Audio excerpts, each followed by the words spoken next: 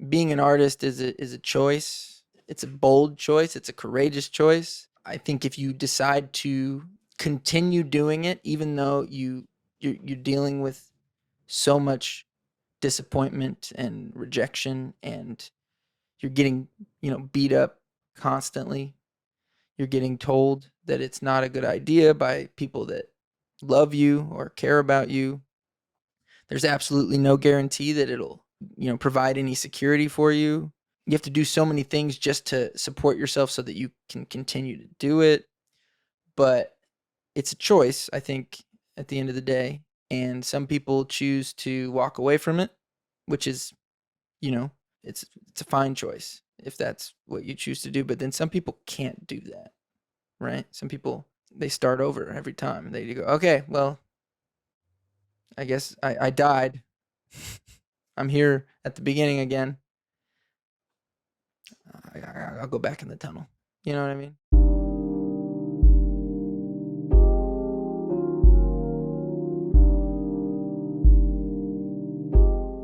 Hi, everyone, and welcome to the Sam Dever Podcast, episode 99. In this episode, I speak with my good friend, Grayson Low.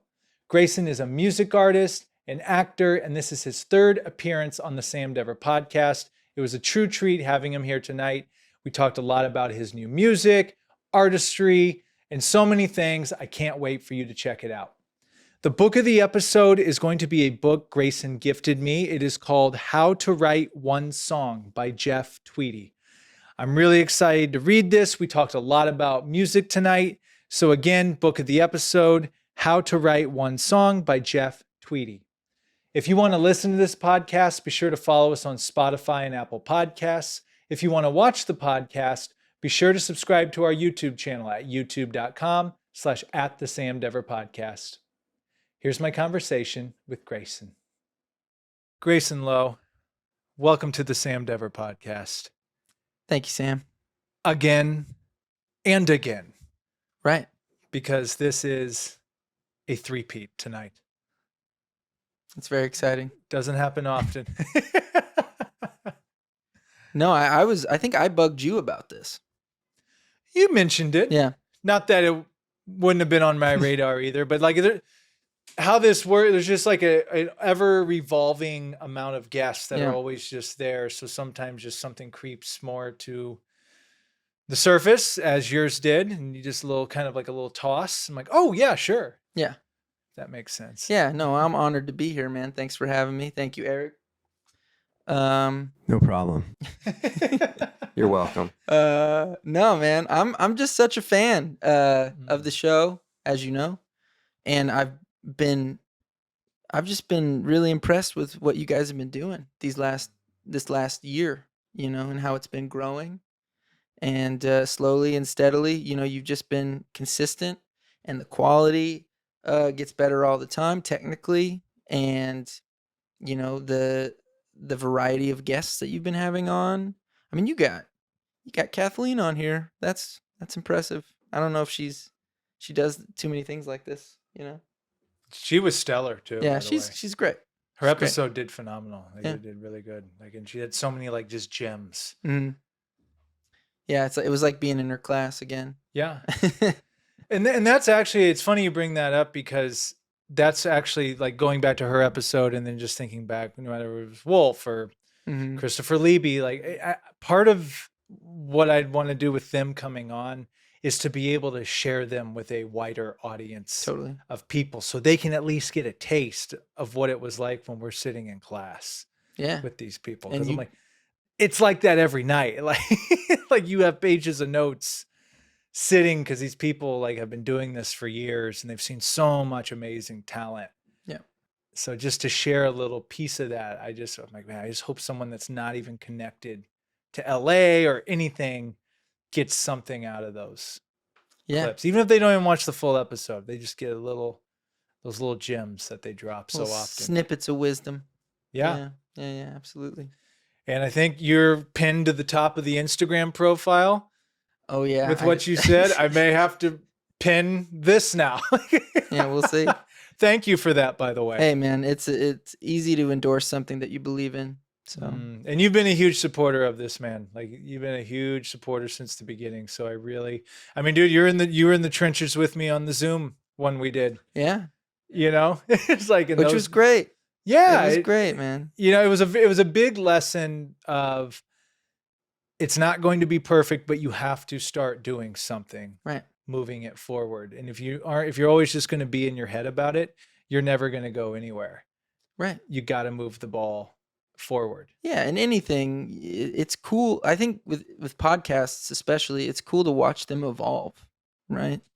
That humble beginnings. I think in the beginning, you had like 2 little microphones that you bought, and then you would go to your guest and like just do it yourself, and look at you now, Yeah. and you can track that progress the whole way, and it's really, really inspiring. It's cool. It's cool to watch. Thank you. Yeah, We're actually. Do you want to know what episode number you are tonight? Take a guess. Yeah, I couldn't even. 99. Oh man, just missed it. Yeah, That's you're amazing. the last LA one before 100 because we're going to Vegas for Cool. 100. But you've got some new music out. Yeah. Let's just start with that because Okay. there's so many things that I know we can talk about this Sure. evening. Yeah. But the last time you were on here, just to catch people up, Of course. you had your album that you had put out. You were in music mode. Yeah. You had actually alluded to maybe not quitting permanently, but stepping away from the acting Yeah. for a while. Mm-hmm. And it seems that music is still at the forefront. Is that a fair assessment? Yeah, more than fair. Yeah, that's right. Yeah, I've been. I don't know, man. I haven't really stopped making music since we last talked. It's been pretty consistent. And yeah, I haven't. I don't have an agent. I'm not auditioning. And I did. I did a short film with my friend Nathan recently, just because he asked me to, and that was kind of, I think, what I may have said in the last episode. Like, I'm not opposed to acting, like the activity of it, the just pursuing it, The business. as a career is not, it doesn't interest me anymore, or at this point, I should say. And I got to tell you, man, I've been a lot happier since I've made that decision. It's way more fun to just to make music and go to work and pay my bills and hang out with my dog and my wife and my friends, and not really worry about trying to, I don't know,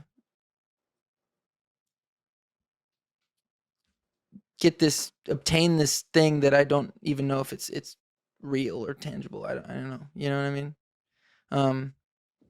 So yeah, that I've been making music, and last year I recorded. It's funny, I had already recorded these songs that I've been putting out, or that I will be putting out. When we talked last time, they were already okay. done. You had mentioned that you had Yeah. already. Okay, so these are from that. Yeah, you're these are starting to from put that out. session, those sessions, and instead of doing an album this time, I went ahead and from the advice of some friends, just the way music works now, and it's better if you don't really have a fan base, or much of a fan base. It's better to release music one song at a time, every 6 to 8 weeks, and if you're consistent, just like with podcasting, if you're consistent, it's supposed to be a more surefire way to expand, to find an audience outside of your friends and family and acquaintances. So I said, what the hell, I'll do it that way. And it's been a laborious process because it requires so much promotion, as you both understand with this thing. And you spend a lot of time on social media, which is unfortunate, but But yeah, no, it's good. I'm proud of these songs, and I'm ready to move on to the next thing. But it'll be a couple months until I can do that, because it's every 6 weeks that you release a song. And I just released the first one of this batch in May, and then I got a new one coming out on the 26th of June, which by the time this airs will be it'll already be be out. out. But yeah, Do you want to plug it now? The name of it? this new song, yeah, it's called "Falling Down the Beechwood Canyon Stairs." I like the art that I've been seeing Yeah. on Yeah. Instagram and all that. And it's a long boy. It's two parts. I split it into 2 tracks, and it's like 8.5 minutes long. And it's just kind of this, I don't know, it's a story. It's there's a theme that kind of runs through this whole batch of songs, which is, if you watch the video for 6 years or listen to 6 years, it's kind of me expressing a little bit of, I don't know, frustration, maybe a little bit of, me just,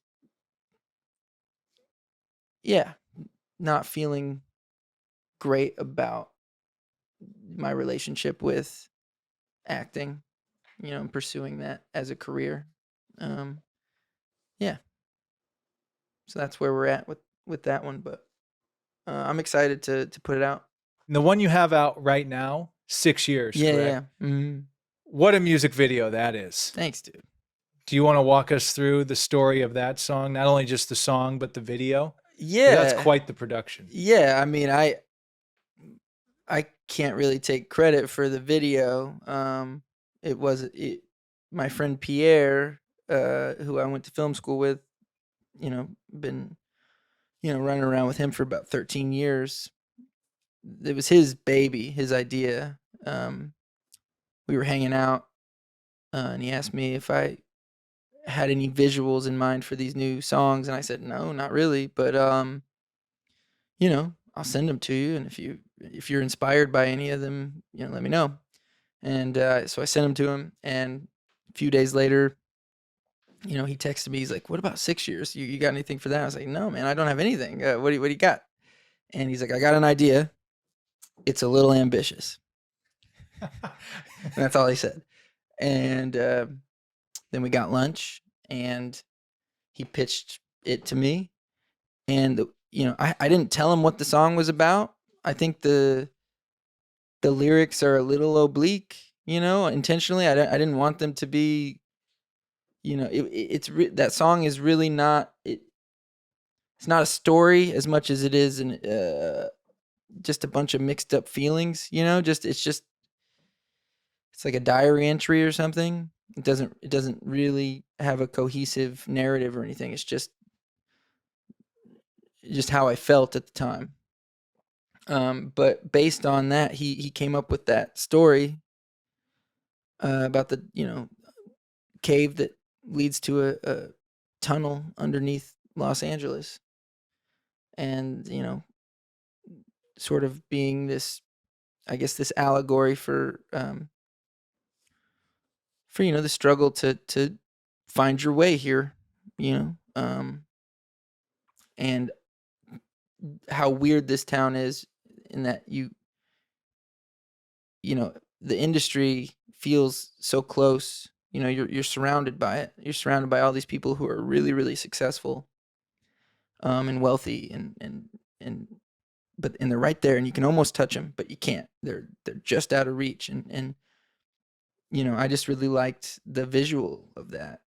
The metaphor of this tunnel, and so we started working on it.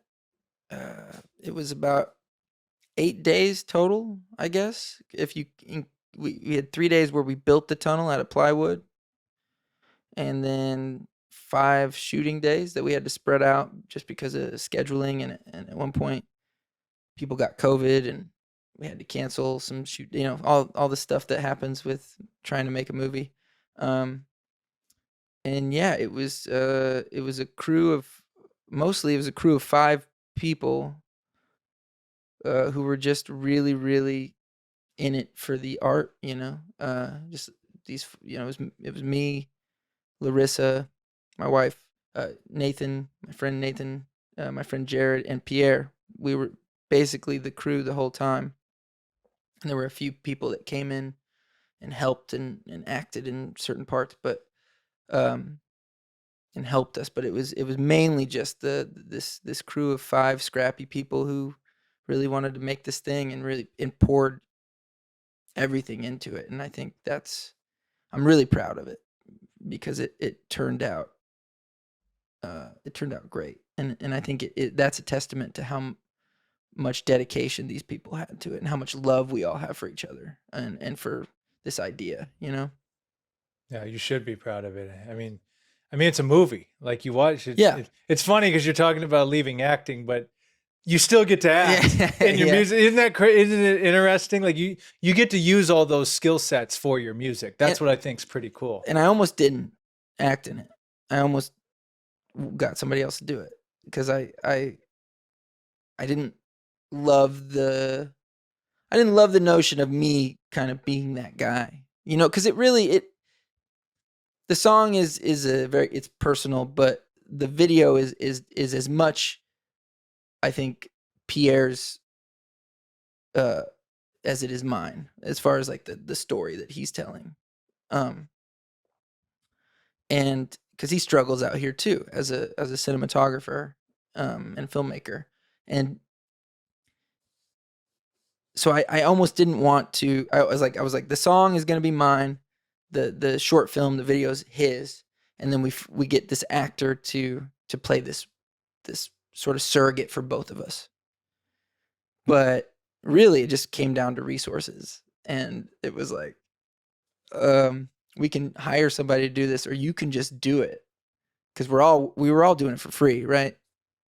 And it was like, okay, I guess I'll do it. And ended up being like one of the easiest jobs I've ever done because there was no homework to do. It was like, oh, are you like disillusioned and demoralized from this place at all? Like, do you feel frustrated and sad about your lot in life or where you are in your life? Just do that. I was like, cool, no problem. No preparation necessary. You know what I mean? I'm laughing because that's the majority of us. Yeah, no, that's it. Like it's not a unique story. Oh, LA artist, yeah. Plug and play. Like yeah. No, I mean it was so easy to get in that headspace. And then also, having that set to live that out in. You guys had some early days, I noticed. Like weren't you guys like starting like at 4 a.m. or whatever? Well, we had to get to that cave in Malibu by sunrise. So yeah, we had to get there by 5:30, 6 in the morning. And then it ended up being overcast, which was perfect because it could have been sunny, and which would have been fine, but just like the dreariness of it, exactly. like it just. And then the rest of it we just shot in. Pierre has a back lot, in his by his office downtown, and we just built this square tunnel that's about 30 feet long, and depending on where I was crawling in the video, we would dress it, make it try to look like a different part of this really long tunnel. Hopefully that played. And then we flooded it, and Nathan kicked my ass and left me for dead. And and when Pierre pitched me that part, I had a hard time wrapping my mind around it because I'm not as visually, I don't know, I just couldn't picture it, but I trust him. And I can't believe how it turned out. Like, it's ridiculous how that looks. Yeah, it's stellar. Like, it's crazy. Like, I don't know how we did it. Because, Nathan and I had never done stunts before or anything. It was just like, I knew Nathan would beat the shit out of me and make it. He would sell that. You know what I mean? Because we needed somebody to really, really look like they were wailing on me. And he nailed it, dude. I was so happy with, how it turned out. So, and it might, in a weird way, instill just a little bit of hope or like catharsis, and maybe says to you, keep trying. If you can't stop, if you've made this choice to go down this path for better or for worse, keep going. Go back. You might drown again. You might get beat up. You might die. You might not make it. But it's a worthy pursuit, you know? Dude, it's like a video game. Yeah. You know, Totally. and sometimes you get kind of farther than what you had, and then you die again. You have to start at the very beginning. Yeah. I know exactly what you mean. Totally. Man, that gave me something to really sit with tonight. That's been on my mind a lot. I've been to that point of just acceptance of it. You know, because I feel I've played the game for a long time. Like, oh, I'm doing this, but I gotta go do this over the real world stuff too. Yeah. You know, but you do get to that point where you're just like, okay, either all in, all out. And the thing is, you may lose. But what are you going to do when you lose? Probably keep doing it. Yeah. Yeah, dude. And what does lose even mean? I don't know. What does that even mean? I don't You're out know of money? Like, what? Get used to it. Like, that's going to happen frequently. Yeah, dude. I have a job. I've been able to pay my bills.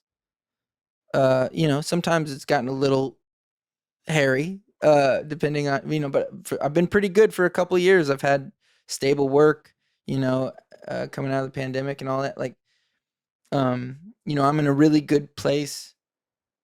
Just, you know, I live 4 minutes from the restaurant I work at. You know, it's I like the neighborhood I live in. It's expensive, of course. Everything's expensive here, but you know, we manage. I am surrounded by people who inspire me, yourself included, like all the time. My friends, my family, my dog. I'm happy. You know, I'm content in my personal life in that way, but I'm an artist. It's just it's who I am. I can't do anything about that, and I'm getting to that age where it's like, well, I haven't really cultivated any other skills, like real life skills. Like I'm not handy. I don't know shit. I can't do anything with computers. You know, I don't have a college degree that could really get me a job. I have like some associate's degrees from a shitty film school. Oh, sorry, not shitty. Really nice film school. So it's like you get to a certain point, it's like I might as well just spend the rest of my time on this planet doing what I like to do and just say fuck the rest of it. Like if nothing comes of it, cool. I'm doing all right. I'm doing way better than a lot of folks. And that's kind of where I'm at. And I think I've sort of said that in some shape or form. And every time I've come on this podcast, I think the first time I said something like that, I think last time I said something like that, but it's just, I keep regurgitating that because I really do believe it. And I'm not saying I don't have days where I'm not completely depressed or like, you know, just worn out and like not feeling good about all this and wishing I had done something else. But that's very rare, and it's always it's like a fleeting feeling that I have there, and then I go, well, what's the next thing, you know? No, this is great. Yeah, no, Eric and I mean, all the time, like I will again publicly thank him because God bless him. He's always listening to me, like because I'm like all in this, like Yeah, all the time, like it's all day. Like this is the best part right here, what we're doing right here. But after this, there's editing and social media and then production coordinator. The list goes on, and it's like, shit, man. But it's like, but then you just stop. You're like, oh no, this is what I chose. This is the choice. this is What do you want to go it. do? Go work for someone else? And I'm like, okay, well, but that mentality that you're talking about, it's because I've been trying, and you articulate it very well because it's not just the finance thing you have to deal with. You have to deal with the mental, the emotional, and a lot of it comes from the people closest to you. Christopher Liebe, like he said, the people closest to you will sometimes be your biggest deterrents in it. Or just people around you that are like, hey man, shouldn't you, go make some money doing something else, or I hear they got good paying jobs over at this company. It's a Sure. good company and a good retirement plan. Yeah. Dude, I can get hit by a bus tomorrow. Right. And that's really, and I know it sounds really morbid, but that's really a driving force for me. I know this shit's ending. Yeah. It is ending. And you and I have both had really serious injuries where we got to confront that a little bit. Yeah. Like, oh, that could have been it right there. Yeah. And I think for me, it's like, well, if that's happening no matter what, I might as well do the thing that makes me feel the most alive, that makes me feel like I am fulfilling my purpose, that makes me feel like I am in sync. Because every time I don't do that, shit's all over the place and I feel like crap. Amen, brother. Amen. That's what it is. Yeah. Whatever you call that. Yeah. I don't know what you call it, but it's yeah, I don't see the point in doing anything else at this point for either of us. And I've been fortunate to not have any of those people that Chris was talking about in my life for over a decade. You know, I've been surrounded by people who are just as crazy as me for, since I moved out here for longer, that we're all in the same boat, and some of those people, there's very varying levels of success, and you see it.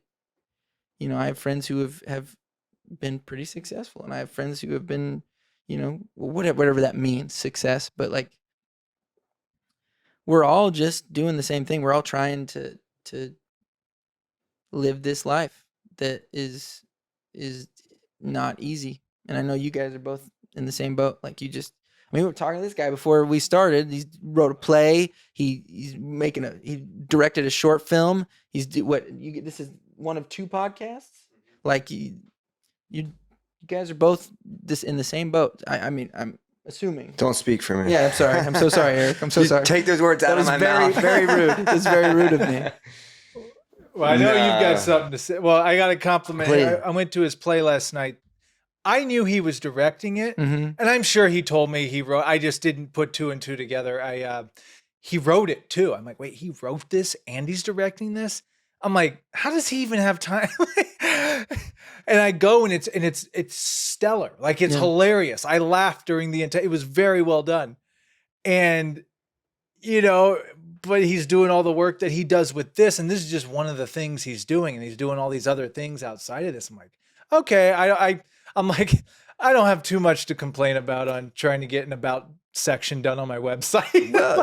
Well, it's clear you have something that's driving you, Yeah. Yeah. And sometimes I like to ponder on what that is. It's that, some sort of accomplishment you're trying to reach, and like, what kind of validation will that give? And you're kind of like, well, you gotta be mindful of that too, because that could be a phantom, a fool's. And you hear all these successful people all the time saying like, hey, you get up there, you become the success or whatever. It's like nothing really changes. You're not any happier. You just got more money, which would be cool and all. Yeah. But yeah, so it's like, I do kind of look at it, and thanks for those nice things, Sam. I mean, every one of them. Yeah. But yeah, I just try to keep momentum going. I try and chase momentum, not like specific results. That's kind of something I've been pondering on. It's like, dude, just if something is a positive momentum, just do it. If that goes towards it, like who knows what the result is, and like the results kind of come on their own. So it's like, hey, if you think you could take something on and you think it'd be some positive momentum, it's like, why not? Yeah, let's just do it. Let's just say yes. And involving other people. Cause like if this play, it's in my other acting group, I'm like, well, we had like all these deadlines like every Wednesday. And it's like, well, I had to do it. Otherwise you'd look like a jerk. Right. So people depending on you. Yeah, accountability. Exactly. Yeah, depending. So I think that's something I could utilize more, is just your network, doing things with other people, getting their hearts involved to where they actually care about, not just some like arbitrary accountability group, but like things where you're doing together. Like you said, that you're making your thing with your friends essentially, and like not wanting to let them down and wanting to do good work. Cause Sam, like you said many times, like how you do anything is how you do everything.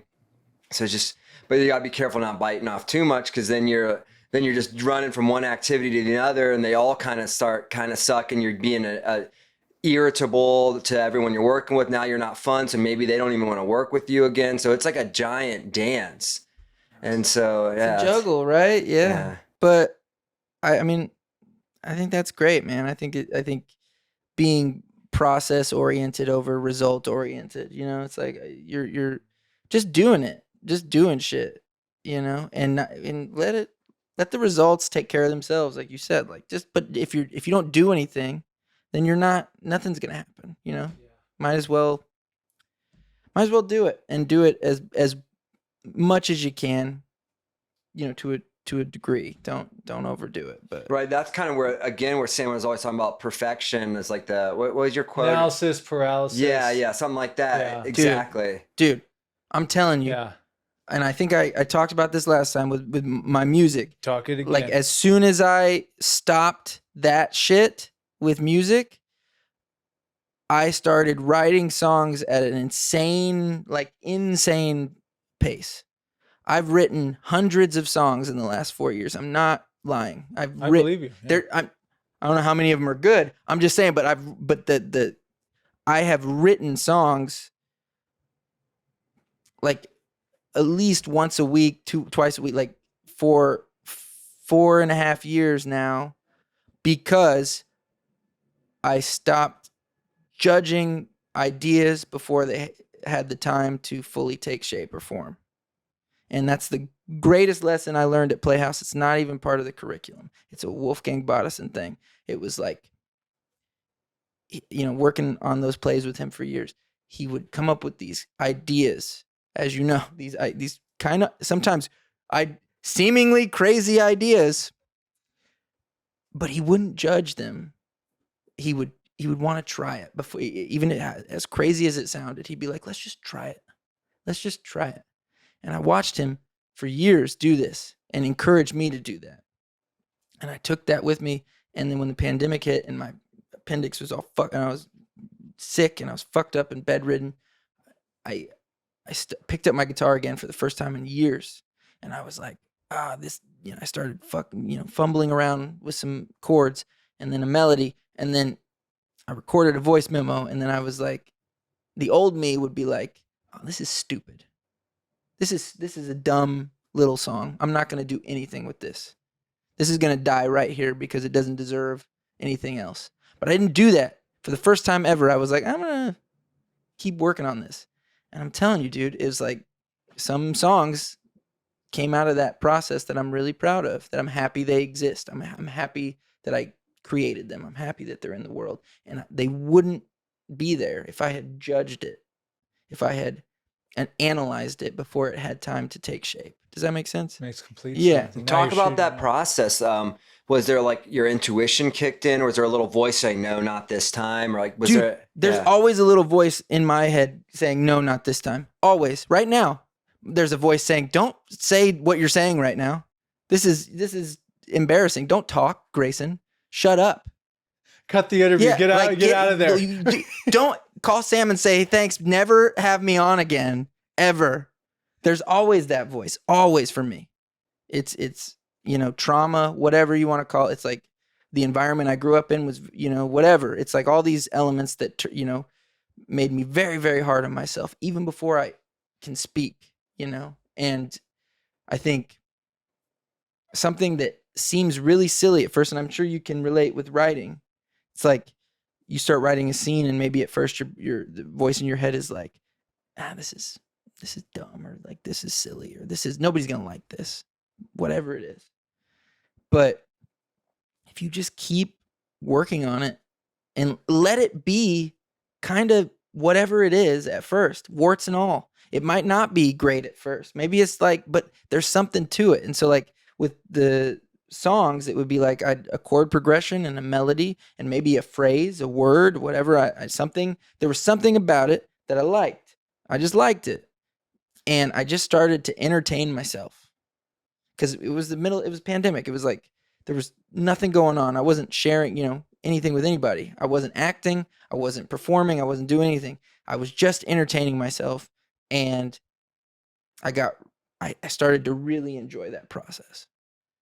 And then it came time 2 years later to maybe share some of these ideas, but they had 2 years to form. And I just kept going back to them and like tinkering with them.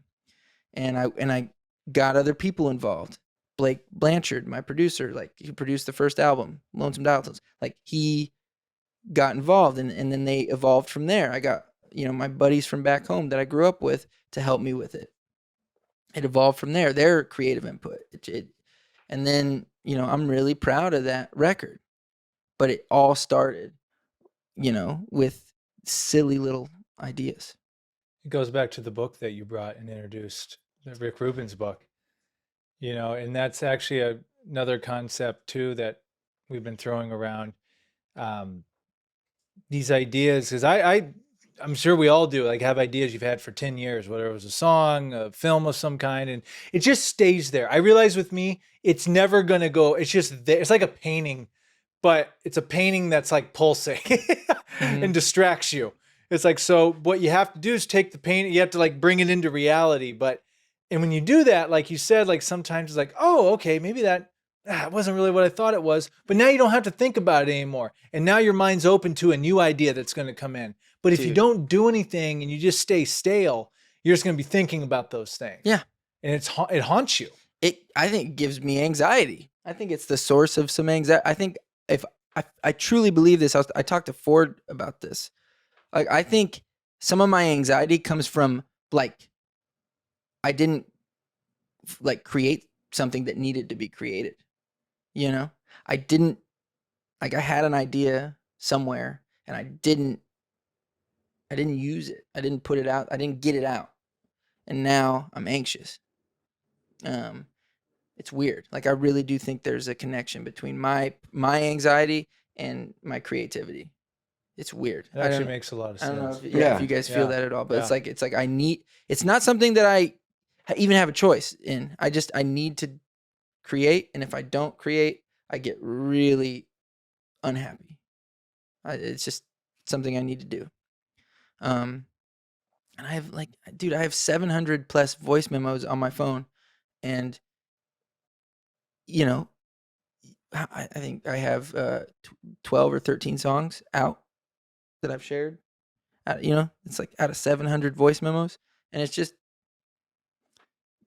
and I just did 2 more today before I came over here like a couple hours ago.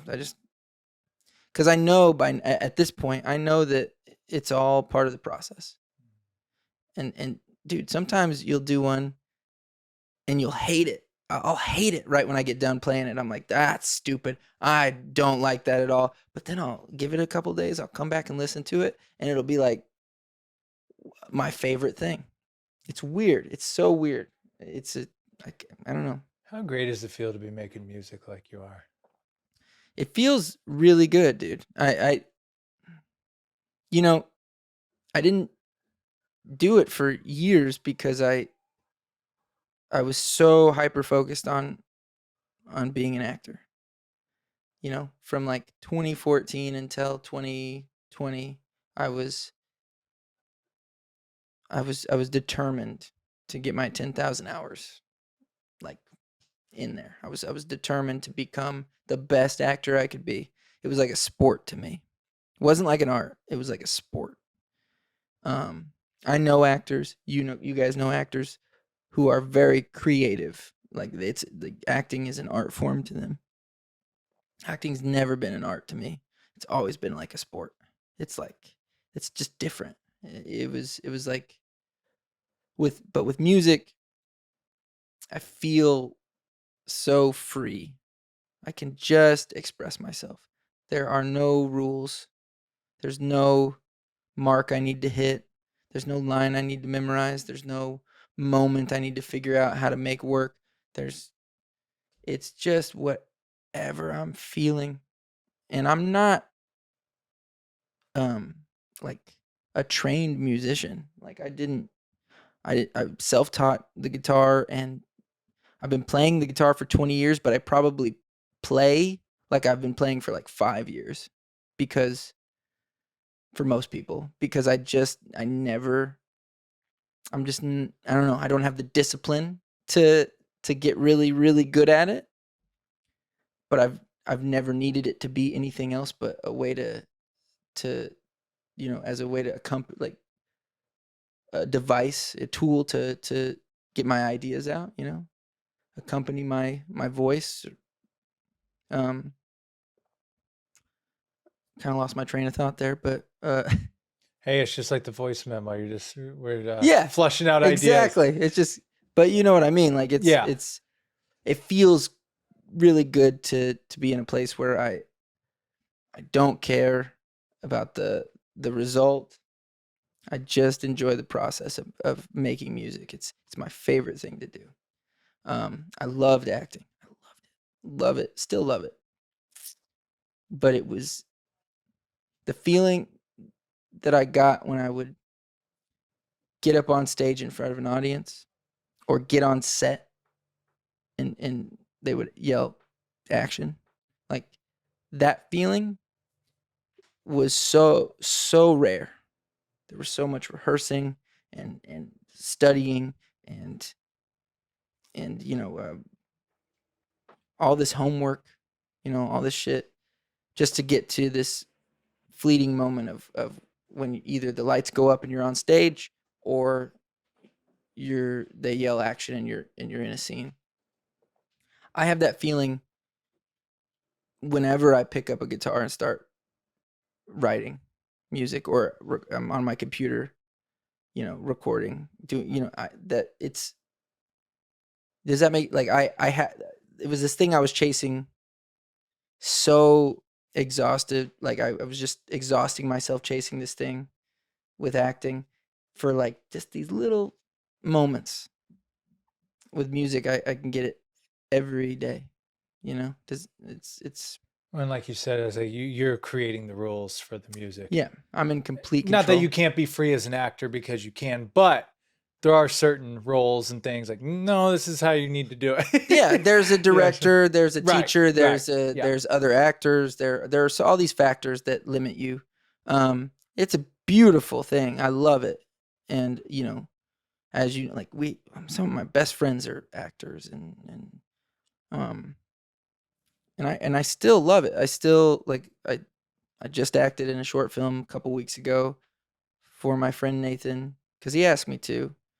But it's just not something at this point that I'm interested in, like chasing. But it feels good to chase music. In the way that I am chasing it, which is I'm not trying to make it a career necessarily. I'm just trying to, make it. Well, and here's the thing too, and I can't remember where I was hearing this. I was talking to somebody, but like now it's a weird space in acting and everything now, because now it's like, well, what's your Instagram following and what content are you shooting?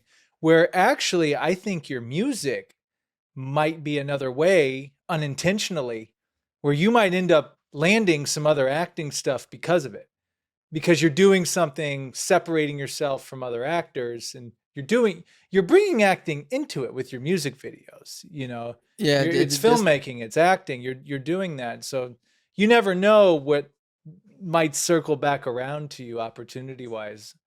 Yeah, and it's I mean, possible. Yeah, and any opportunity that came my way, like if you asked me to do something, I would do it. You know what I mean? It's not that I'm closed off to that idea. I'm keeping that recording of what. Yeah, you of just course. said, If you want to get it in writing too, I'll I mean it. I love acting. It's so fun. It's so fun. When it's fun, it's so fun. And it's basically, it's come down to this with all art in my life. It's music and acting. It's all for love of the game now. That's all it is. I'm not hustling to try to make moves anymore. I'm not doing that. What I realized, so I'm building out this website, right? Thanks again for helping us shoot B-roll for and yes, everything. Of course, my pleasure. One of my biggest challenges for me is I've never, I guess you could say, jack of all trades, master of none type. Like I've always been involved in, oh, he's podcasting. Oh, now he's doing acting. Oh, he did music stuff. By the way, we need to talk about that. before I forget. I wasn't gonna. I wanted to make about you in the beginning, but trust me, we're gonna have a good 10 minutes for that. Okay, probably. cool. Thank you for the book, by the way. Yeah. And his name's Seth Monk. He came on here. I don't know if you checked out that episode. He was a Buddhist monk for 8 years. Yes. So good. Like, he was such great energy, such a cool dude. He said a couple things that have really stuck with me. And one in particular is, we have to, in this age, market ourselves to be this thing. It's all about, you got to market, and you got to come up with the right taglines and the right bio and the right this. And actually, me doing my website recently, it's been quite a challenge for me, because I'm like, how do I describe this?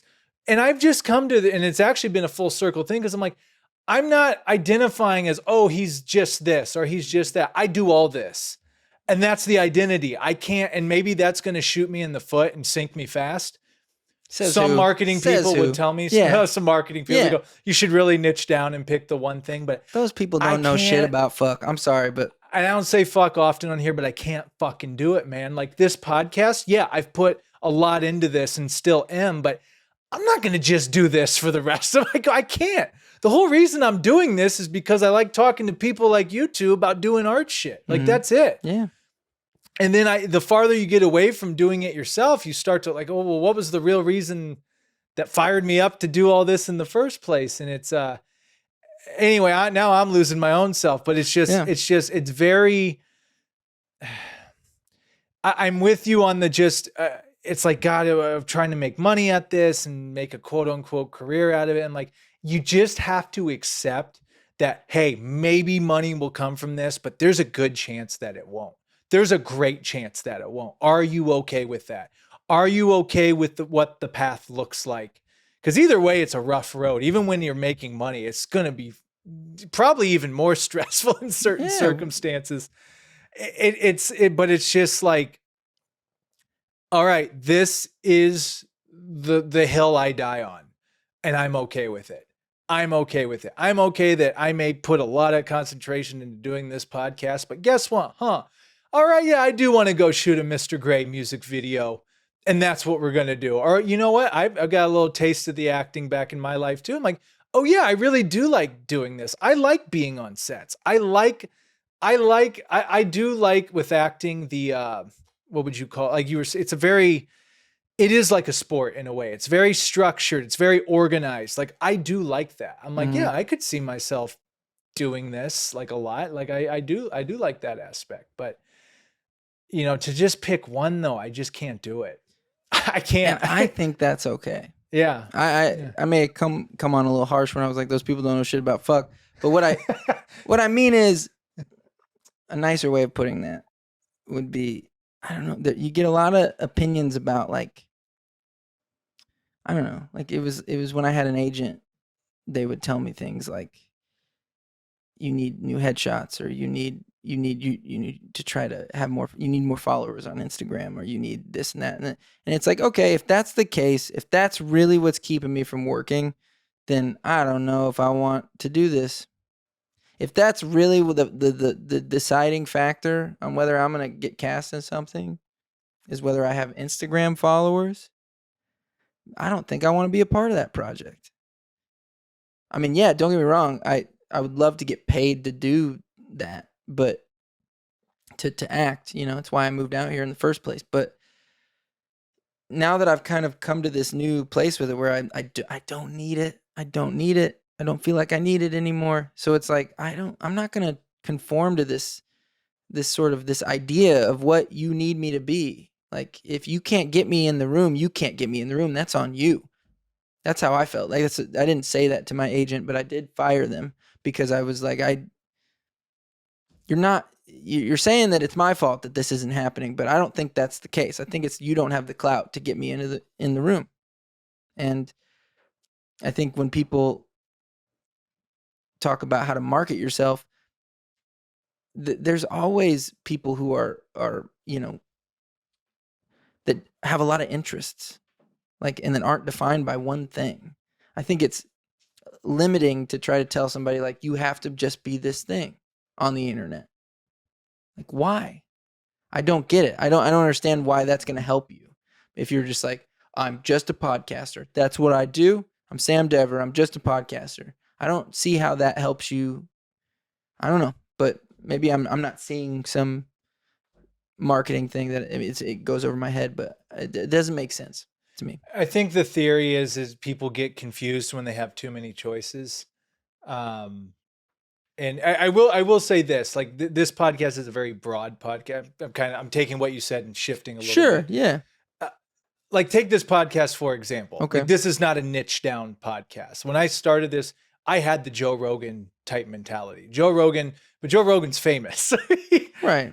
But yes, he talked to a lot of comedians in the beginning, but then he evolved, and like he's bringing on scientists, he's bringing on doctors, he's bringing on book authors. It's a very like open, you just go on Joe Rogan Right. type of thing. It's a long form talk show, which is what this is. Exactly. I think that's pretty specific. And when you go, well, in terms of like, if we were like, this is just the actor podcast in Hollywood. Right.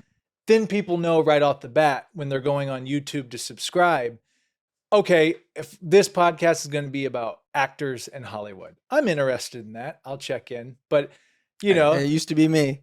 I used to be the guy driving around town listening to acting podcasts. Yeah. Yeah. So, but I think what I'm trying to get to is you can be broad. I had someone tell me this a long time ago. He goes, you can do multiple things. It just takes longer. Mm. See, you know what I mean? That's and that's what I realized. I'm like, you know what? Okay, this is a long-term project. Other projects I want to do are long-term projects, and you just have to keep watering your garden. And yeah, maybe some people that's just concentrating on the tomato plant. Maybe their tomato plant grows really quickly. And you're watching them get tomatoes. They're making pasta sauce. You're like, dang, they're really thriving over there. Maybe I should have just done that. But if you can survive, this is the key. If you can tolerate and survive it, that day will come when your tomatoes start growing. But guess what? You got some beans. You got some cucumbers over here too. Sunflowers? Who planted those? But I'm going all over right now. But I learned that's just more me. And I think artistry, I have a better appreciation for it now because I'm like, man, it's a gift to have different outlets to express yourself.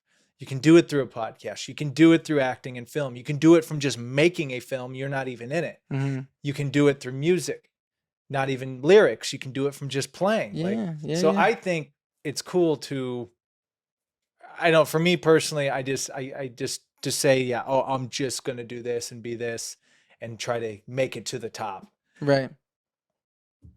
Yeah, I'd rather explore all areas. Yeah, and it's potentials. way more fun, right? Yeah. Like, I don't know. I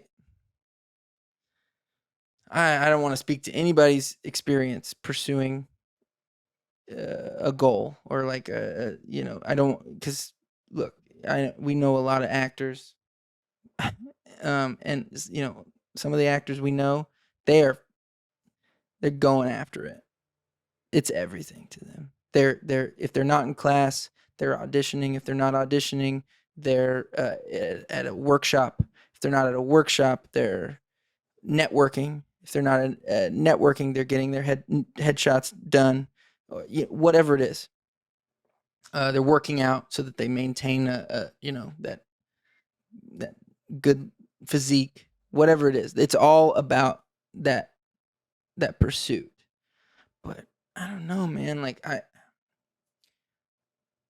it's an admirable thing, but it just, to me, for me personally, that seems like there's real potential for you to get to the end of that down the line, whether you make it or not, and you might regret not exploring other things. You know what I mean? Having such a myopic point of view about it, and just going like, well, I'm just going to go after this. I'm just going to do this. It's all I'm going to do. It's what my acting teacher told me to do. It's what, all successful like business people say, go after this one thing, make it everything, do it every day, live it, breathe it. I think that there's real potential for regret at the end of that road, at least for me personally. Like I said, I can't speak for anyone else, but like that was how I was approaching it for the better part of a decade. I was just like complete tunnel vision. And that's when I met you. You met me when I was just like, I was a madman. I told Eric before you got here, and I probably already said this. You were like Michael Jordan to me, man. When I came to play, That's crazy. I'm That not is bullshitting. crazy. Like I'm not That bullshitting. is so crazy. Okay. Like you were like, Yeah. Because when I met you at that peak or whatever, not that you've peaked, but like at what you're talking about, you in that mode. I know what you mean. Like, yeah, I was. I'll never forget. Because I was in beginner, you came to our class and you were telling us about the first Playhouse Film Festival. Come check it out. And you're very like low key about come check it out. But dude, you were like in 5 films. You were like in a ton of them and they were all good. And you were great in every single one of them. Then I start watching you at the scene nights. One scene, and I'll call it out, you and Annalicia. That scene, what was the name of that play again? I think I've actually brought this up. Yeah, I think it was last time, right? No, what is the name of that play? Belleville. Yeah. When I saw you in that, I just remember like this dude's on a completely different level, like of people I've seen. Like it was. I mean, I appreciate that very much, but you know, there's a lot. Like you're good. Like I've seen both of you do it. You're very humble. No, but it's like that school is full of fucking great actors. It is. But I appreciate that. That's fair. I mean, but I was insane. I didn't care about anything else. And every other aspect of my life suffered because of that. My relationship, my friendships, my family, my health. It all suffered because I was uncompromising with I thought that was the right move. I thought it was like, you have to be a fucking psychopath about this shit. And maybe you do. But for me personally, I'm a lot happier now. You know what I mean? And I acted in a thing the other day, and I acted in that video, and you know, I feel pretty good about both of them. And I wasn't killing myself to make it happen like I used to. I used to just be insane with my process. I was like, and with the music video, I was like, I showed up. I did what Pierre told me to do. And with Nathan's movie, I learned the lines. That's all I did. Sorry, all my Playhouse West teachers. They're probably, but dude, it's like, I think it was fine. I don't know. I haven't watched the short yet. It's not done, but like Nathan's got the rough cut. He seems to be pretty happy with it. You know what I mean? I don't know. Like I didn't beat myself. I didn't torture myself like I used to. It was just I'm way more relaxed about it now, and I think it's been beneficial. I honestly think it's been beneficial for like my acting, which is weird, but. And at the same time, you've put in all those years leading up to maybe that. You know what I mean? I think that counts for something. Sure. Having all that, 100%, to be able to come with that type of perspective. Yes, I do have I have a technique that I cultivated over years and years of obsessive study, you know, at Playhouse West with some incredible teachers, like. And some incredible scene partners, yourself included. Like, I never got the chance to work with you, but like, you're missing out. I know. I could have been in that play, maybe. But yeah, I guess the whole point is like, I don't know how we landed here, but like, I'm a lot happier now than I was like 4 or 5 years ago when you met me, when I was like, you know, chasing it. And that's just, and I want to clarify and reiterate, like, that is just about me. I cannot speak for anybody else's experience. I mean, it's funny. I've been to a few plays since I try to go to all of Wolf's plays because I love him and I want to support him. And I think he's amazing. And I've seen some work in his most recent plays and I know you've seen him too. And I go, okay, I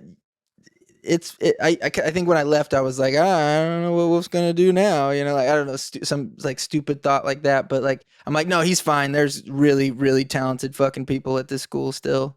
Like really, really. I mean, I saw men in suits, and I was just like, okay. I mean, because basically those two guys, those are the kind of roles that I would have done when I was there. Like that was one of those roles I would have done. And they were brilliant. I thought Anthony and Nick were brilliant in that play. Like just so inspiring, you know? I was just like, God, did you see that? Yeah, and I don't Dude. know if you saw Meteor Shower, just I as did. good. No, Just as totally. good. Totally. I told Wolf after Meteor Shower, I was like, this is, I think, the best play you've done so far that I've seen. And then I went and saw Men in Suits like a month or two later, and I was like, nah, never mind. They're both just like, Wolf's like Dr. Dre. Dude, yeah, he's well, and I'm not saying that the plays I did with him were bad. I'm just saying like he's leveled up. Yeah, just like noticeably leveled up. It's notable for sure. Like the production he's just in the pocket, man. Yeah. With these last couple shows I've seen. Seamless. Yeah, and like the shows that I was doing, we were scrappy. We were like, and I think he was figuring some things out about like his style and his approach. And, you know, I think the acting was good, but I just think that like, man, those were some entertaining plays I just saw, you know? And the cast, incredible. Like I've, you know, I had the privilege of just meeting those kids, you know, right before I left. You know, a lot, pretty much both of those plays. I think I know all those kids from just kind of the tail end of my time there, and they're just incredibly talented. Like I'm really impressed with all of them. My favorite thing to do after Wolf's productions, I like going up to him afterwards and like tell him the little because I look for the little. I know things you in do, what he baby. did. That's why I love you so much. Yeah, and dude, he did one. It was in the Extravaganza one act scene. I can't remember what the name of it was. He did a slow-mo sequence. It was genius, like how they did it. And kudos to the actors too. But yeah, the way they did it, like in how they're, I'm butchering it, but like they're slow-mo looking at each other, and then you, of course, the sound effects are there to make it like slow-mo, and then boom, it goes into real time. I told Wolf, I go, dude, it's like going to the movie, man. Like when on some of his stuff, like the reality between theater and film get blurred with him in a great way. Oh man, he's so cinematic. Cinematic. That's why that's why we vibe, dude. That's why I vibe with him so heavy, is because like he's a very cinematic theater. I mean, I think I don't know. He wants to enhance the experience of going to a play. I think a lot of people. I love theater. I love like I love Shakespeare. I love, you know, I love all the shit that most people might find a little slow or, you know, hard to get into. I love that shit. But, you know, I think a lot of people aren't really into going to theater. At least my friends, dude. All my friends going to one of my plays was like a favor, dude. To convince my friends to come to a play at Playhouse, it was like, I'm gonna go see another. Like they were ready for me to be done doing plays at that place, because it was like, it was kind of a chore for them. They don't really fuck with theater. They don't like it. But with the shit that Wolf is doing, I think he's opening it up to people who aren't really into it, because he's making it more like a movie, which is what people really like. You know, like all my friends are, you know, cinephiles. They love movies. We all met at film school. So it's like, you know, I think that they would really enjoy what he's doing now. You know what I mean? Not so much back in the day, but people that normally aren't theater goers can go to something and get into it. Yeah, I think I think his plays are more accessible to people who are more into that. You know what I mean? That's what I think. He's and like you know, you said like sport like mentality like that. I told him this on this podcast, like him, because I come from a sports background, and like Wolf, it did feel like it was like a sport in a way, like, you know, that mentality, like get it done. He's your coach, man. He's your coach. Like be on time, get it done. That's a lot of the Playhouse mentality too, is like no messing around. And that's why there you either sink or swim. Yeah. That's what's great about it. I think it's Yeah. like, this isn't going to be like, hey, I'm just going to show up maybe once. Like, no, bro. Like you better come and you better rehearse and do the work. Cause if you don't, you just fall behind and you're just not going to advance. And you're just wasting your time and your money. You know, I loved Chris for that. Like when he got on to people in class, he'd basically just like bring up the time and the money. He'd be like, why are you doing this? Why are you wasting your money and my time? Like, why? You know, I can totally see him. It's a good question. And it wasn't like he was being particularly mean or cruel. He was just like genuine, like, you know, there was an edge to it. Of course, there's an edge to Chris just in general, but like he would be like, why, you're wasting your money and you're wasting my time. And I'm not going to let you waste any more of your money or my time unless you're going to take this seriously, you know? Anyway, love Chris Levy. Love him. Eric, you got anything? You know, I was thinking about, because I think we were talking about perfection earlier, and you were talking about how you're happy, you're doing all those other things. This is a little bit of a hot take, but I don't see how you could possibly be a master at anything without being a master at everything. Because just think about all the perspective you get from doing those other things. Like even for me, just learning how to write and direct has affected my acting so much. So, and if let's say if I knew how to do ballet, I'm sure that would change some things. I think it's admirable to do a bunch of different things. Like that makes more sense to me. I mean, granted, that's why I'm doing that, but it's like, yeah, let's not be afraid to try different things, because being all in on one thing, maybe that's just something you do in like your 20s or something like that, but you learn like, hey, like it's kind of not very fruitful. The wheel's spinning a lot and you're stressing out a lot, but it's like, it seems to be more, you get further if you do more things. I agree. And especially if you're passionate and you actually love them. I mean, if you're doing it just for the sake of doing it, that's a different story.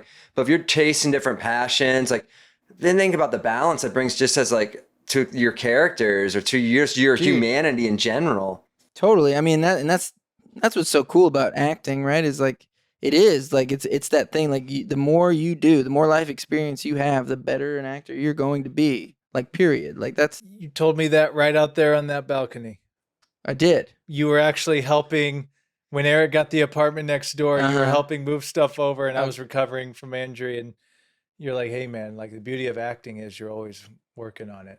Being a human, I've never forgotten that. It's true. So true. It's true. I mean, and that was obvious. I can't take credit for that idea. That's just some acting teacher along the way. I don't know who it was told me that, or some student or whatever. You know, I just heard it somewhere. Back when I was obsessed with it, you know, and reading every book and, you know, watching every YouTube video. But you know what's going to be great about part 4? What's that? Like or whatever. Because now I think it's been established you're just going to be... I'm a regular. You're a regular on here. I frequent this podcast. Put it on your resume. Mm-hmm. Oh yeah, I'm a musician. I'm an actor. Yeah, I frequent the Sam Dever podcast. I am what do they call it? Resident. Yeah, I'm a resident, or I'm a series regular. You're like Red Band on Joe's podcast. Red Band's been on like 50 times or whatever because he used to be a part of it. But right. But I just foresee like there's going to be some full circle moment with you for acting. You're gonna end up in this big film, win this award or whatever. Oh, it's just going to go back to all this. Sam. Wouldn't that be a good story? It'd be a good story, and I'm not closing myself off to anything. Just be open to it. Yeah. But yeah, I'm doing really. I'm good, man, and I appreciate you so much. You're just one of the most sincere human beings I've ever met. Really, and I think that is such a valuable trait. And I admire it. So yeah, thanks for having me. Is that what we're doing? We're wrapping up? No. Okay. I thought. Do you want us to? No, I thought that was. Oh, I still want to talk about Planet of the Apes. Put that at the end. No, but I'm just looking at the timer. What do we got? If we have time, I do want to talk about. Okay. Because we've talked about my music, I think Yeah. 3 times here. We will take this where you want to take it. I just want to talk about Planet of the Apes before we wrap. Okay, And then, deal. Deal. But when we first met back in like 2017, I think, 2018 maybe, whenever you came to play us, when was I it? came February 2018. Okay. We became Instagram friends. Mhm. I did the thing when you meet a new friend and somebody who you find interesting, you do a little scrolling on their Instagram. Some people call it stalking. I think that's a weird way to put it. So I did a little of that, and I came across this black and white video of you saying some real sensual shit to a lady, to me, like, but rapping it over music. And I was like, what the fuck, dude? This is not what based on this guy I just met, this very sweet, sincere dude, and like the nicest guy I've ever met. He's like got this other side to him that I had no idea, right? And then I thought about it, and then we didn't see each other a lot at the time. It was kind of far, like, you know, we'd see each other every once in a while. And so I forgot about it. And then years go by, and I just totally forgot. And then you make the announcement recently that you're gonna, you know, kind of take on this persona again in some capacity, right? And then it comes flying back into me. I'm like, oh yeah, the rap. He was rapping, and I'm like, I gotta talk to him about this. Like, how? So start from the beginning there, because like you made my week. You're a rapper. Like, you rap. And he's back. Yeah, and you're back. And you got. I'm tracking. You got your hype man here. Too. Yeah. Because, dude, how did this happen? Obviously in Vegas at some point. Like, what? Walk me through it. All right, we'll do the bullet point version. First Okay. of all, you're referring to 50 Shades with Mr. Gray. That's Which you want to talk about that in itself. I made a video. It's on my personal YouTube. That was something that I just had to do. So long story short, music for me, that's my number one passion. Like that. And that's why when I see you doing what you're doing and I see other people making music, it's not envy is not the right word. But Right. like, you pump me up because I'm like, fuck, I want to be doing that too. Because there's nothing like making music. I'm just going to say that, like, I was attracted to hip hop music in high school, and shout out to Moa. His name's Moa. He came from California and moved to my small town Spoon River in the Midwest. Yeah, the Spoon River. Yeah. He moved to the Spoon River. Yeah. Marcus, black guy from the West Coast. To this day, one of the most talented lyricists I've ever met. He's extraordinary because he grew up on it. Like, he just grew, it was like nothing to him. And he saw that I had interest, but you know, white guy, small town. Like, where do I begin? Yeah, right. But he introduced me to, you ever use Reason, the music production Reason? I've never used it, but I'm familiar with it. I got Reason and the keyboard. I started making beats. Yeah. And I started writing lyrics. And you know what? My dad one time found a notebook of mine that, and I only spoke what I knew. This will go into Planet of the Apes. You'll see how this is. Okay. Like, all I knew was these gangster songs and this, that, and the other. So I'm writing lyrics like I'm a gangster. Right. Because that's all I knew. Right. But as the years went on, him and I formed this rap group called Ryman, and him and I were doing that. And then we both ended up out in Las Vegas. We formed this group called the Midwest Vegas Boys with another guy from the Midwest who was a DJ, producer, singer called Ryan Pineda. To this day, to me, we did this CD, Vegas Music Volume 1. I went by the name SJD, my initials. It was MOA and RP. And I can pull it out. To this day, it's some of the proudest work we've ever done. Club music, club hip hop music. It was right as the club scene was starting to pop. We knew the people in the clubs, so we had access. We were going to the clubs at night, seeing Diplo, seeing Little John, seeing all these people. And this is before like social media was there, but not what it is now. Right. Yeah. We were printing CDs, handing them out in the Wynn parking lot. I'd carry CDs in my sport coat. And this is back when I partied a lot too. So I'm smoking cigarettes, drinking Crown, got Ray-Bans on in the club. Yeah. It was quite the time. Yeah, man. But that was the flavor. But to this day, I feel it was some of the best music I had ever made because it was real. Like, we weren't we were a good combo because you had Moa, who was this like pure hip hop dude, straight lyricist. RP, who could make hip hop beats, trap beats, EDM beats, and then me, I was kind of a hybrid. I was that hip hop, but long hair, white party guy. Like we were an interesting trio. We were an eclectic group. Yeah. Yeah. So we did that, and RP was Filipino. Like, so we were a different type of thing. We do that.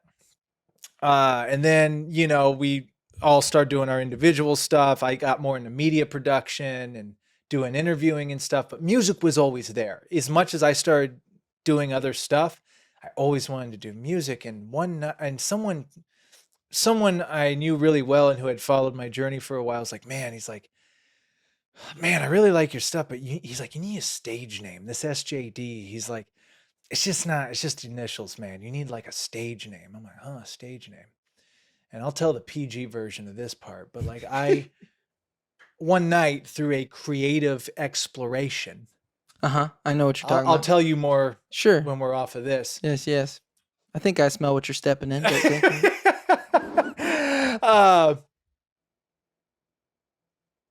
At this time, 50 Shades of Grey book came out. Yeah. And all these people, and this is back when Twitter was huge, all these girls were talking about Christian Grey character. Yeah. I'm like, what the heck? So I ended up getting these books and I read it. And I kind of got, oh, Christian Grey. Yeah, he's like this billionaire. At the time, I'm in my 20s, like whatever. And during this artistic exploration, and I was these beats I was messing with were a little darker at the time. I don't know what it was. I'm just like, Mr. Grey. And like literally birthed out of this swamp. And I shot a music video that night in my room, like that day, recorded like on GarageBand, shot the video. So I totally relate to what you're saying. Like it was a concept instantly birthed. Like I instantly birthed this concept out of nothing. And so I go with the Mr. Grey thing, and I'm making still that more hip hop edge. And I had a mentor that was like, well, hey, what you should do is this movie 50 Shades of Grey is going to be coming out. It's going to be huge. You need to do a song called 50 Shades with Mr. Grey. Use the with so that way you can't get sued or whatever. and change the spelling. Yeah. And you got to make it a little more like this hip hop stuff's cool, but you got to get more pop with it, a little more sensual, if you will. Mm-hmm. And this was like a 2-year thing. I didn't know what direction to go. I had no money, like blah, blah, blah, blah, blah. And eventually Moa produced it. He helped with some of the writing on it. We came up with it. It was like at the buzzer right before the movie was going to come out. Music video wise, the woman in the video I had worked with a ton. We were very comfortable together. My brother, I recruited. I used like some of the last of my money to get a hotel room. It's now the Sahara. It was the SLS. Okay. And we shot this 50 Shades with Mr. Grey music video in there. And that's what I saw. Yeah, that's what you saw. And it's borderline softcore. And it was it was so great. Anyway, I tell all that to say that really birthed that character. And from there, I just start putting, like, literally all my money went to music videos, all of them, toward this Mr. Grey character. I shot him for like a year. And shout out to Kelly Schwartz at the Indie Film Factory. He's a master filmmaker, but just has this skill set with music videos like no other. So I had these resources of people and places to go to shoot it. And then I moved to LA and I did what you did. I said, oh, no. And it wasn't even really by choice. I had no choice because at Playhouse, you either go all in or you're done. Yeah. And the beginning was a struggle for me over there. I really did struggle. I hit a line at the 3-month mark. I did not know if I was going to make it through. It was that big of a struggle for me. So, but music has always been in the back. Like, I keep saying to myself, oh, we'll get there. Oh, we'll get there. Let me do this first. Well, the years have gone by and it's still breathing in me harder than ever. And every day it's just like knocking at my door. And I don't know if it means do this as Mr. Grey. Do I just do this as Sam? But I just realized I just have to do it. Yeah. I just have to do it, man. I love music. And I know that's not explaining the whole story, but I mean, I think that's a good truncated version. Yeah. For this, yeah. thing. And Yeah. where does Mr. Gray go from here? It's like, well, I think now, and I've been experimenting with photos, and a lot of the feedback I've been getting is like, oh, this has like this James Bond type of thing. I'm like, maybe I roll with that. Maybe that's the direction I go. I'm like, well, is Mr. Gray even a musical character? Anyway, I just know I need to start making stuff with music again, because when I do that, I'm my most fulfilled. I'm my most happiest. And I agree with you completely with music. There is no boundaries. There are no limitations. You literally are pulling from something. Mhm. I believe that's from a different dimension or something. And Source, and you are literally just the vessel delivering it. And I think it adds to the marketing of this. I threw up a Mr. Gray clip the other day. People are like, what the fuck, man? Like, what was that? Like, Totally. dude, where did that come from? Yeah. And I'm like, okay, I'm in a position now with this podcast where there's 10 billion podcasts out there. Sure. And yes, I'm not competing with them directly, but I am competing for people's attention. Right. We're all competing for people's attention. Especially now. So, I'm really at my, this is going to sound very drastic and dramatic, but I don't want to call it my last stand artistically, but I am at this place of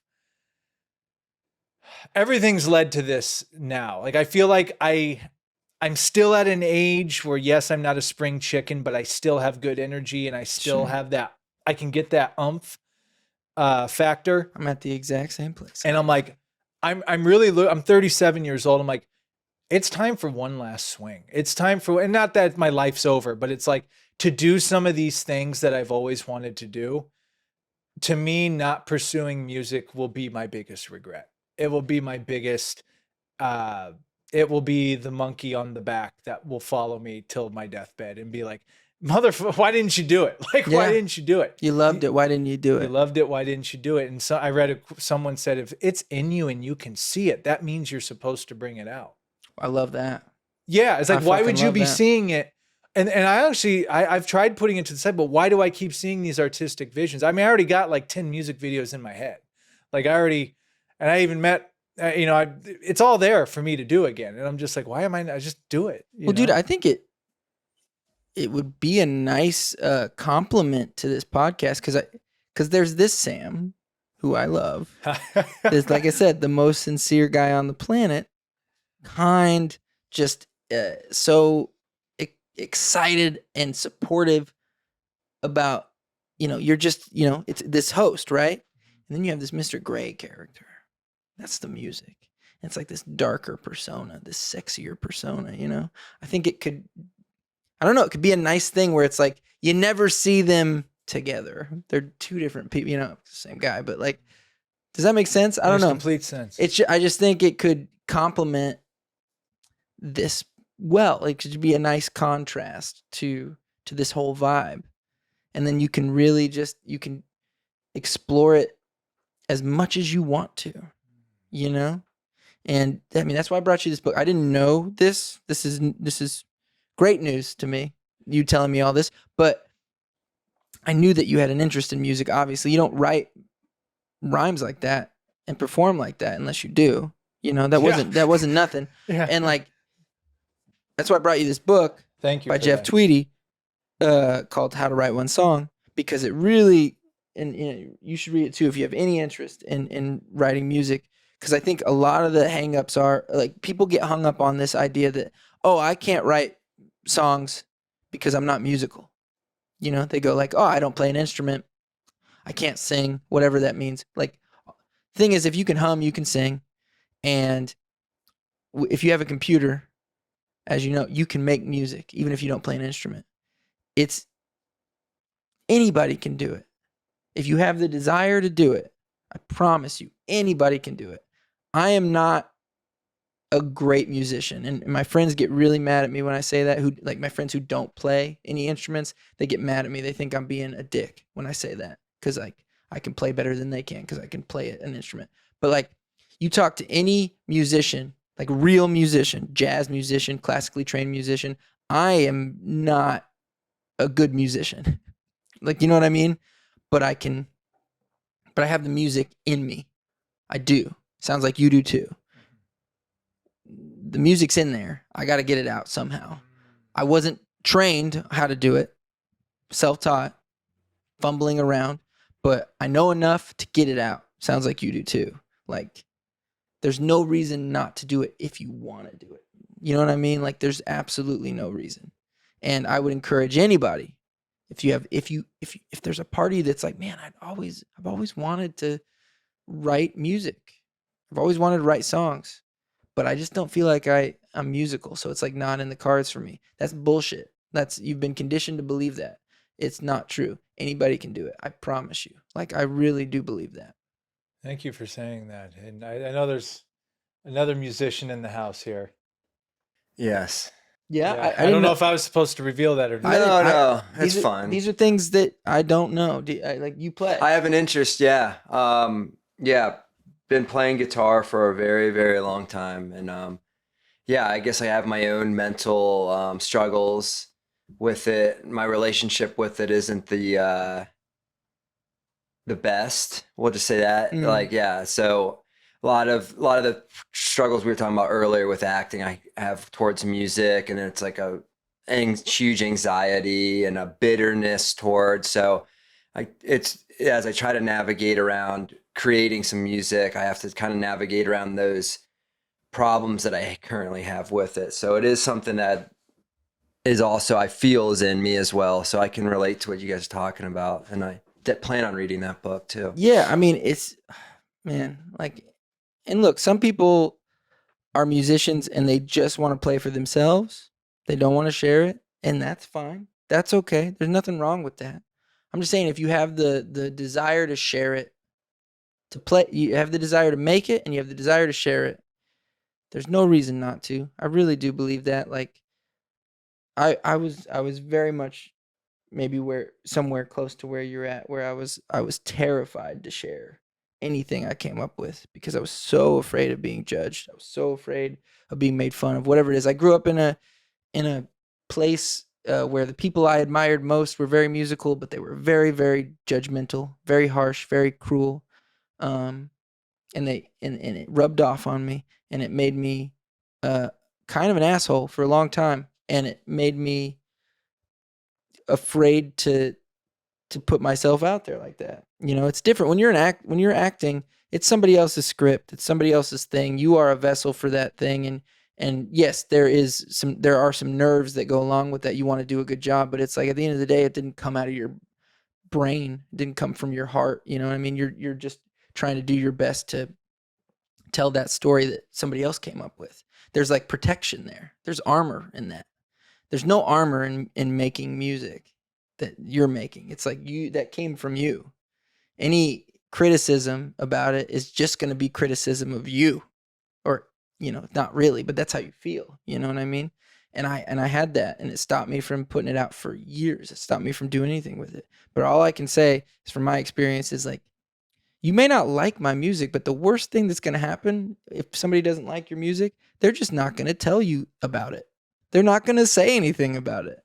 And that's okay. You know what I mean? I don't know. I don't know if that at all resonates or helps with anything, but like... Yeah, no, I got definite criticism when I put stuff out, and some of it was warranted in the beginning. I'm like, sure. I'm like, yeah, I just didn't know how to handle it. But actually, this podcast has helped me with criticism, because someone, I can't. Are there like comments and shit? Well, someone said, yeah, man, the thing about the podcast is it's not like that's you. Like, that's your name. Like, so anything criticism is me. Yeah. So totally. You know, it hasn't been too bad, but the more it grows, the more that's gonna come the with internet it. is a terrible, terrible place full of terrible, but I'm terrible kind people. of like, I just realized that's how it is now. And like, I'm older, I'm more mature now. Fuck it, So dude. it's like, well, dude, would you rather hold that in and not do it just because someone, user 5672 with a cartoon avatar, is going to tell you suck? Look.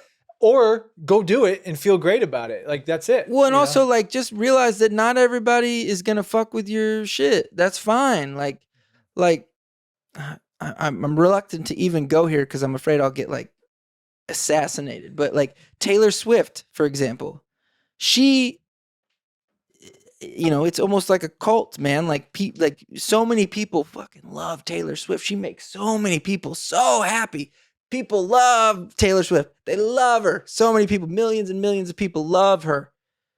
I don't really fuck with her. Like, I don't like her music. Sorry, Swift. I just don't. No, I don't want to like no disrespect. I just like, it's not for me. I don't fuck with it. But that doesn't mean that it's bad. Clearly it's not bad. Like, clearly it resonates with a whole lot of people because she's the most popular musician in the world. Like, clearly she's doing something that it's resonating with people. And, you know, I make my music. It vibes like with some people. I think people have told me they like it. My friends mostly, you know, they're biased. Some strangers. And then there's probably a lot of people that heard it and were like, nah, this ain't for me. And that's okay. Like, what's that ain't, I don't know, that's not so bad to me. Like, you don't really fuck with my music. That's cool. Like, I think, you know, one criticism I've gotten is it's my songs are too long, you know? That's one like direct, like, and that's like from friends trying to be helpful. They're like, hey, maybe if you made some shorter songs, you'd get a little more, you know, traffic. You get a little more people like listening to it. And it's like, well, I don't know, man. Like, this is how long the song is. I'm gonna interject really Yeah, quick go because ahead. that's actually one thing I was going to compliment you on. Is I like the fact that your 6 years was close to 6 minutes. Mm-hmm. I love that. I don't like when a song's good and it's 2 minutes long. Yeah. Well, that's the standard nowadays. Like, I know. And it's like, I like drawn out. I heard someone's song recently, man. It was a similar 6 minutes, but there were levels to it. And I love that. I love having, now it's just like one standard beat, 2 minutes, like one verse, one hook, whatever, it's done, whatever. But the attention span, the collective attention span has never been shorter. Yeah. You know, people want as many ideas as quickly as possible, you know, which is cool. Like, there's nothing wrong with that. I don't know. I'm not thinking about how long a song is. I'm just trying to, it's just what it is. And I'm not going to worry about that. But all that to say, man, I encourage both of you. If you have the desire to make music and share it, you should. And it was there that we stopped doing the podcast and started some alternative, like, crazy pop band or whatever, and like, it just blows the hell up. I love it. You get featured, but this has been a treat, man, having you back in the saddle. And I know, and even when we say goodbye tonight, it won't be the last time. No, you know, man. it'd be all right. Couple minutes to Kingdom of the Planet of the Apes. Spoiler alert, really quick. I know we don't have a ton of time to go into it, but what'd you think of it? Oh, I loved it, man. I think it's my favorite of the new, you know, the new, whatever you call it. I mean, it was a trilogy, and now I guess there's going to be a new trilogy. Yeah, I just think it's great. It was just a great sprawling, epic action adventure movie. Old school, you know, great characters, great pacing, great set pieces. Yeah, I don't know. What'd you think? I thought it was spectacular. I loved, first of all, the beginning, how they started it. So I won't ruin it too much for anyone that hasn't seen it, but there will be spoilers on what I'm about to say. Like, how they started that movie was they did it right. They did it right, especially when you had such an epic trilogy leading up. And part of me was like, oh, I wonder if they're going to take over right after Caesar dies or whatever. But no, I like that it's 300 years later, actually. Yeah. And someone even brought up, like, that opens them up. They could do a TV series on what happened after Caesar died. Someone could write a book. Like, but I like that it's in the same universe, but 300 years later. Oh, yeah. Because the things going on in the movie have more impact that way. Because if it was like 10, 15 years later, it's like, no, 300 years later, like, things start to make sense why this group over here may believe this, but this group over here doesn't believe that. You know, it's you get to see really what the landscape could look like. It got me thinking a lot about like where we're all headed with the world. I'm like, what, man, if this thing goes to shit, like what is this the type of, I think it's a lot more easier than people think. Like a lot of people think like, oh, it's not going to happen, but that's what they thought Yeah. in the movie. Yeah. Raka, I do not think is dead. Didn't see him die. So And we didn't stay for the end credits because I really had to go to the bathroom afterwards. yeah, And it's a long one. Yeah. I knew they were going to pull some Marvel stuff at the end, and yeah. I guess there's an orangutan voice at the end. Yeah, apparently. So I didn't think stay he's either. there, but at the same time, is like, well, is the villain dead? Proximus Caesar, because we saw him fall, but I think he's probably dead. Yeah, I don't know about that one. That would be tough to survive that. But I love movies that are like open world like that, where like, man, there's so many different directions they can go. And I love that they paid homage to those original trilogies and that it's still connected to that universe. We're still in that same, because now we're going to have 6 movies within the same universe. And who knows where that all branches out. So I loved it. Kingdom of the Planet of the Apes. And like we were talking before, like big fan. The Rise of the Planet of the Apes, Dawn of the Planet of the Apes, and War of the Planet of the Apes are stellar. Yeah, I think Dawn and War are really, really good. I think Rise is pretty good, but I think Dawn and War, when Matt Reeves got involved, he was the director of those 2 movies. He's doing Batman now, but I thought I didn't think it could get better than that, or I could like it more than those 2 movies. But then I saw Kingdom, and I was like, oh no, I like this story more. I think when we talked about it a little bit before we started recording, I think the humans are kind of making it less enjoyable for me. I think making, Kingdom is just about apes pretty much. There are humans, and then, I guess we've already spoiled the shit out of it, but like in the end, there's just looks like there's more humans in the franchise's future. But I just thought it was great. Fantastic movie. And someone said online too about Noah's character, like he's the perfect hero's journey. So good. Like completely someone that like very Luke Skywalker-ish. Very Luke Skywalker, like how he reluctant hero does not want to, do this, but is forced to. Yeah, and I don't know who that kid is who played him, but just great job, incredible. I mean, the acting across the board is great. But yeah, Kingdom of the Planet of the Apes. See it. Here's your endorsement. We're totally clipping that Taylor Swift rant, like for Instagram. Oh, great! No, look, you got to be careful with the Swifties. Will kill you. Well, let me tell you something, and then we'll wrap. I went not by choice to the Eras tour, to the movie. Oh, okay. And I'm going to tell you something. Similar to you, like not my cup of tea per se, but honestly, when you see that and you see the production that it is on a big screen like that, I can't even imagine being in person.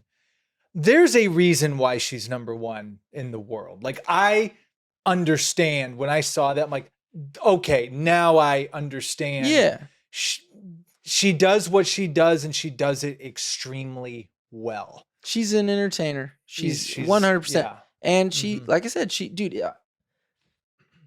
I have a specific taste that just doesn't line up with what she does. But once again, like that doesn't mean that what she's doing isn't good. It's like there's obviously something to it. It just doesn't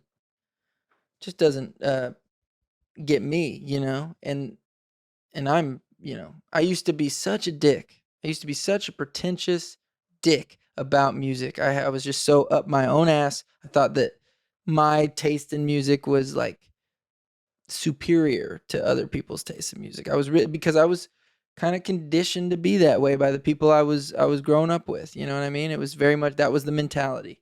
And it's such bullshit, dude, that music is completely subjective.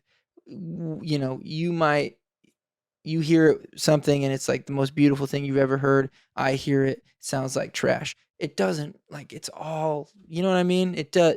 So just to clarify, Swifties, I just so I live another day. When this when this goes out, I respect it. I respect it. I just don't.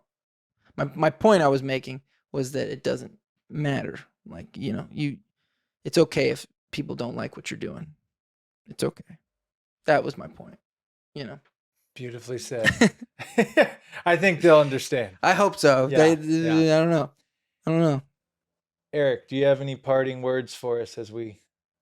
I like Taylor Swift. I was actually trying to turn that movie on today, but I'm like, oh shoot, I don't know Disney.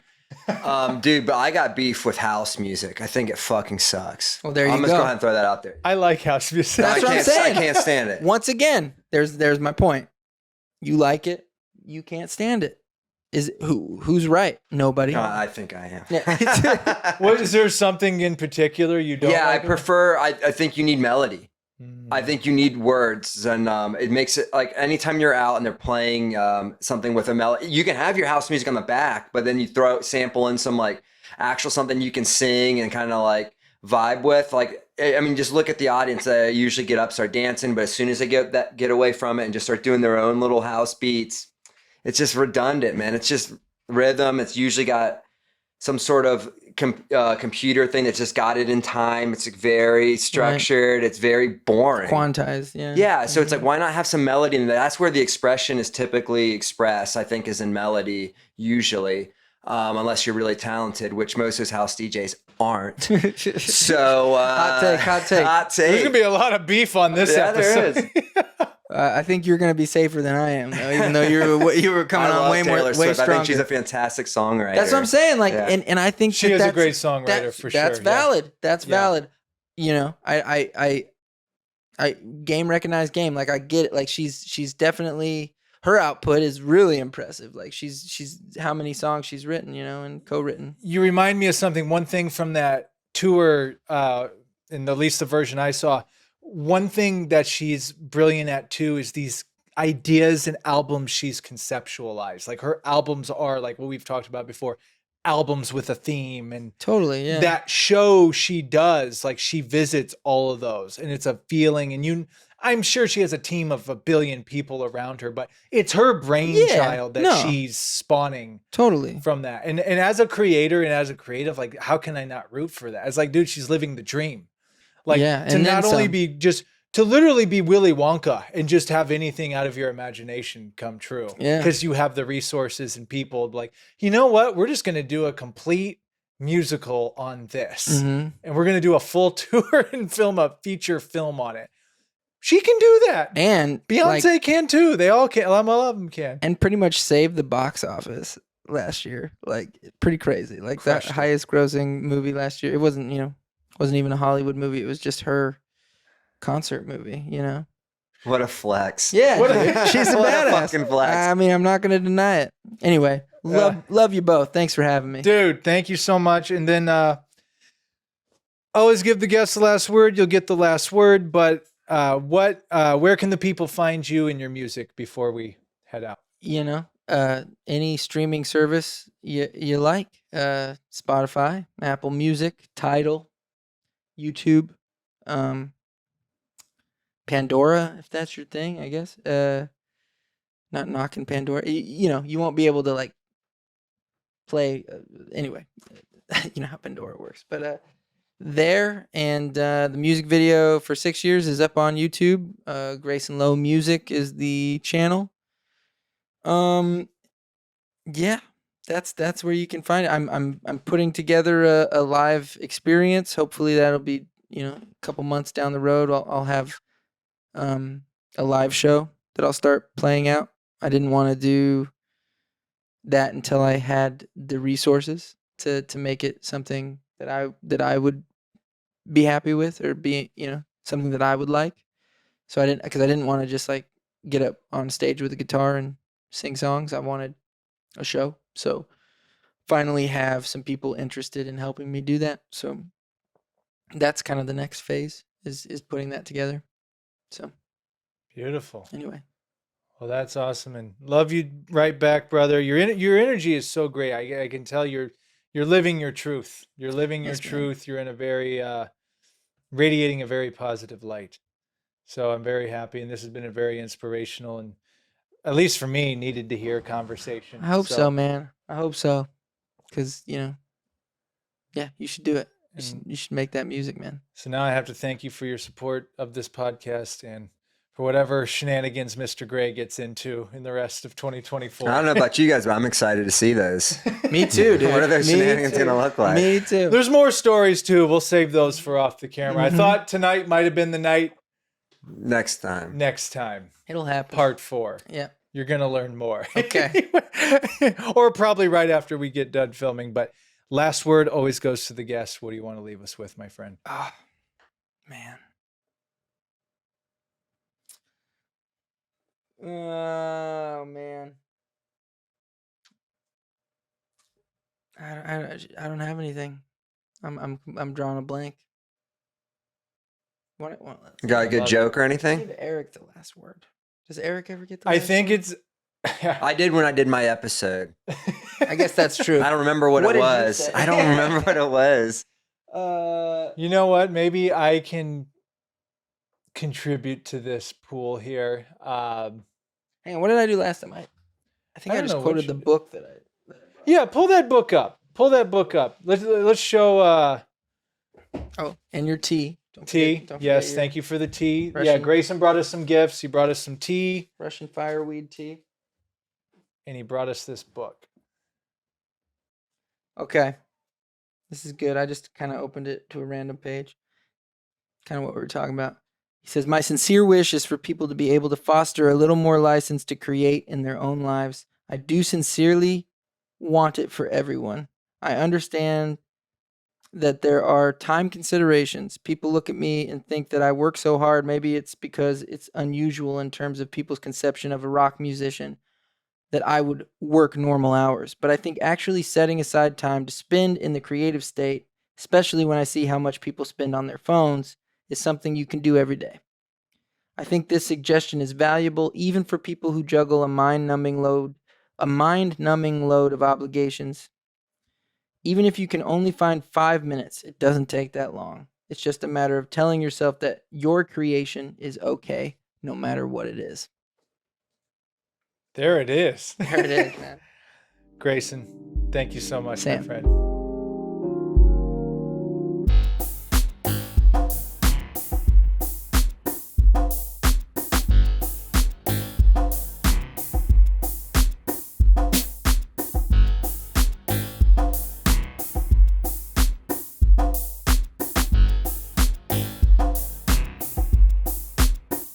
Hi, everyone. Sam Dever, the Sam Dever Podcast here, and I just want to thank you for checking out this episode. To watch and listen to future episodes, be sure to follow us on Spotify and Apple Podcasts, and subscribe to our YouTube channel at youtube.com/@the Sam Dever Podcast. Thank you so much. See you soon.